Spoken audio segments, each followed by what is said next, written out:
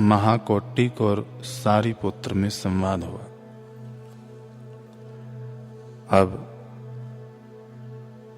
उधर महात्मा बुद्ध भी भ्रमण करके आनंदादि शिष्यों के संग लौट आए थे।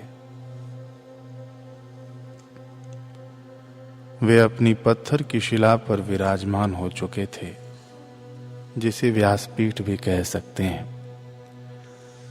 समक्ष सैकड़ों अनुयायी बैठे थे। उन्हीं पंक्तियों में एक कोना ढूंढकर महाकौटिक भी आ बैठा था।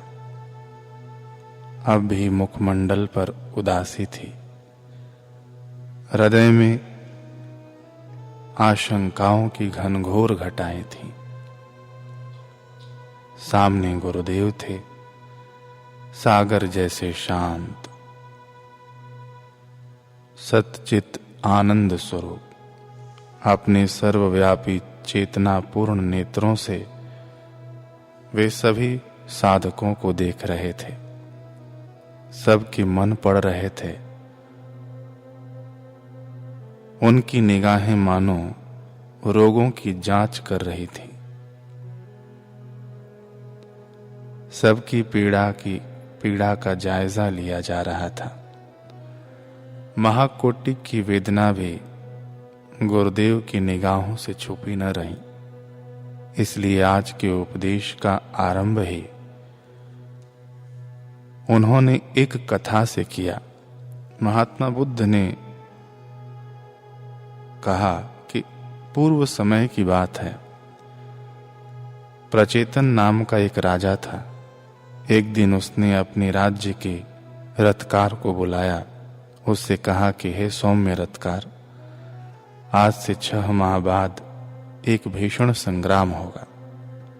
हमारी सेना उसी की तैयारी कर रही है।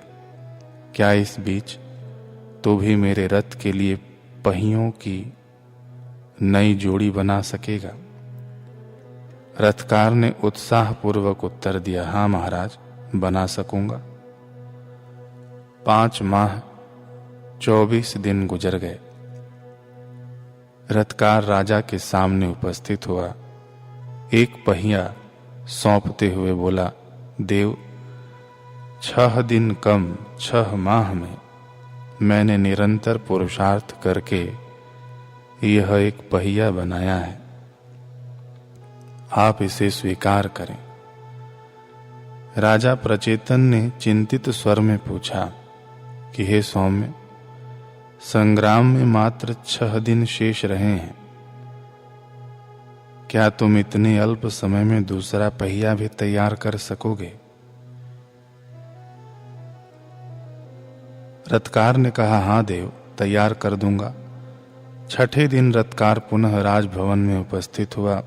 राजा को दूसरा पहिया भी सौंपते हुए बोला, लीजिए आपके रथ का दूसरा पहिया।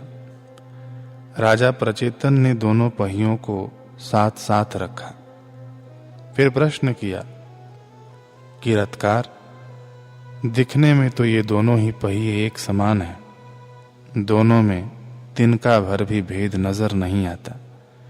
फिर ऐसा क्यों कि पहला पहिया निरंतर पुरुषार्थ करने पर भी 6 दिन कम 6 माह में बना, जबकि दूसरा पहिया मात्र 6 दिवसों में ही तैयार हो गया?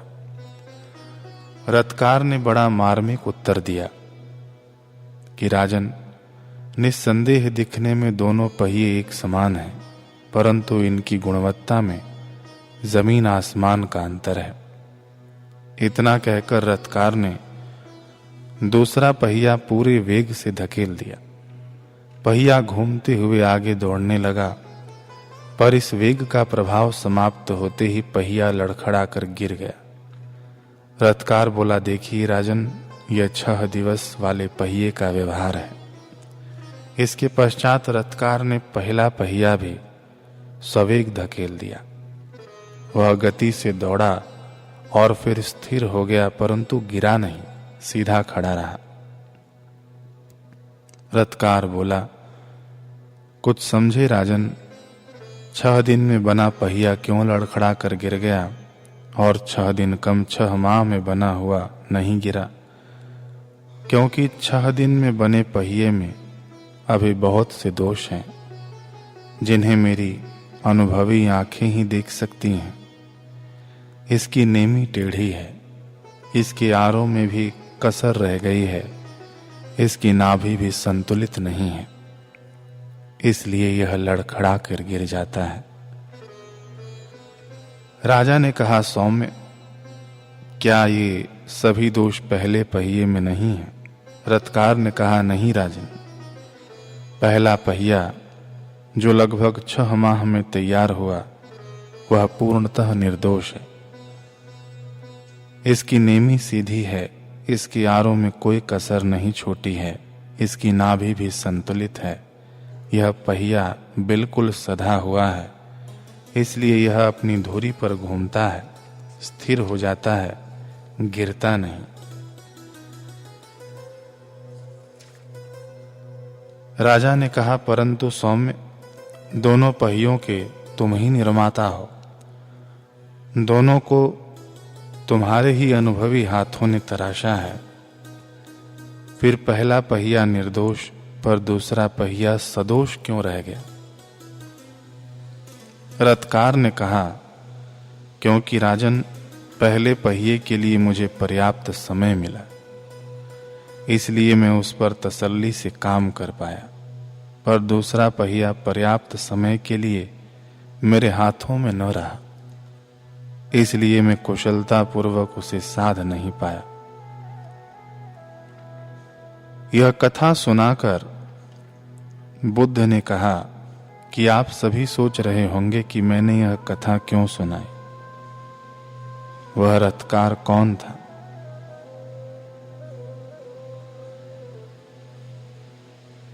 वह रथकार और कोई नहीं, वह रथकार मैं ही हूं।